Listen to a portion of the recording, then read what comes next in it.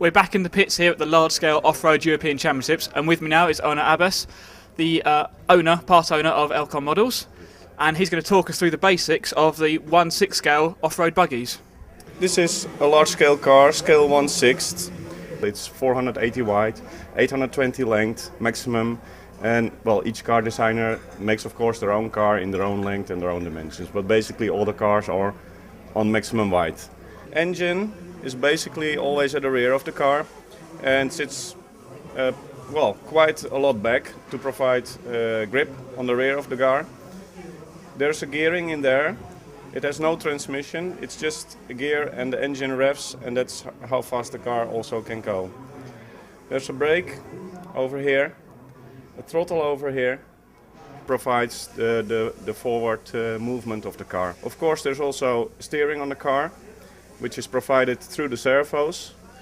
This was the throttle brake servo, the other servo is for steering. We go to the front, see the hubs, wishbones, and of course here the servo saver, which provides the steering movement of the car. And can you tell us about the fuel that these cars are using? Well, it's basically normal petrol, 95, 98, doesn't matter much. The fuel tank is in the middle of the car. It's allowed 700 cc and a synthetic oil, two-stroke oil, and that's what is used in those cars. On the front we have the battery. This provides the power for the radio gear and the servos. Can you tell us a few parts about your car here, the differences to other manufacturers that you've got on yours? Well, the car is basically focused on racing, and for racing we want to keep all the weight as much as laid down as possible. For example, the exhaust, we choose to take an exhaust which lays down on the side pod and to keep the center of gravity as low as possible. We try to put all bits and bobs as low as possible, and what is totally different from other cars is, for example, we have an air brake system, and the air brake system is different from other cars which use normally hydraulic brakes or conventional cable braking, and the advantage of this system is that you brake through air, and air is compressible, so you can dosate the braking power really well. There's a pump here in the center of the car, which is moved by a servo over here.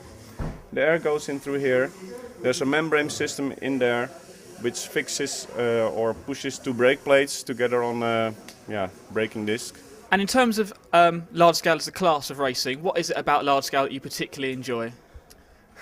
Well, it started off as my hobby, so I still take it as a hobby and I enjoy it that way, yes.